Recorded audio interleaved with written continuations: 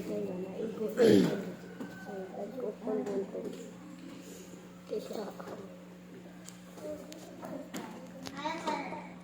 sa mga nagdumala sa atong simbahan, diha sa maayong panagtingnan ni Kristo, matabangan kita ang mga kabataan aron madasig kung ang ilang pagtuo ilang ilang kadto mga walay nagatiman o mga kinasagdan sa katilingon.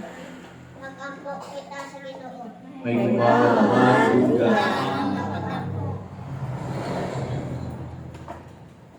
Alang sa mga nagdumala sa atong nasod, na kanunay nila nagpalit sila natungod sa atong mga kabataan nila binatag itong kilaw-laog o mutabig na katungod nila ingon alon na buhi. Pagampo kita sa Ginoo. May kumamahan ka.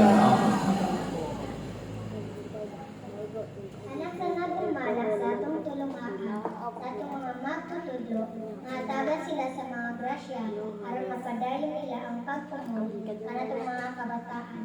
Anak sa kaumahon sa atong katilingan, magampo kita sa Ginoo. May kumamahan ka.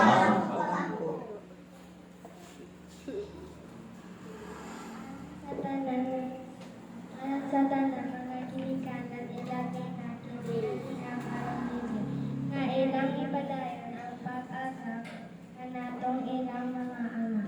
Mag-ampong kita sa Ginoo. May kumamahan ka.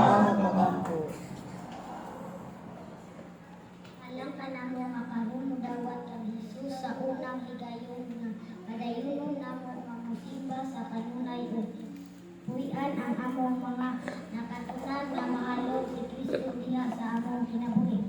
Pag-ampo kita sa Ginoo. May kumamahan ka.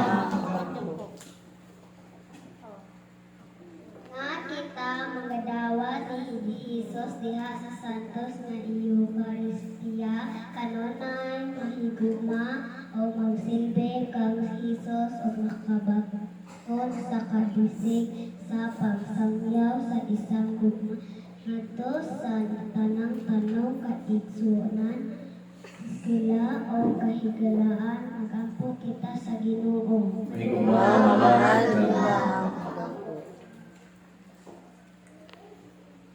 Alang sa tanan matay, makaambit na sila sa bangkite dito sa kingharian sa langit. Magampo kita sa Ginoo. May kumamahan ka. Hindi kita kumamahan,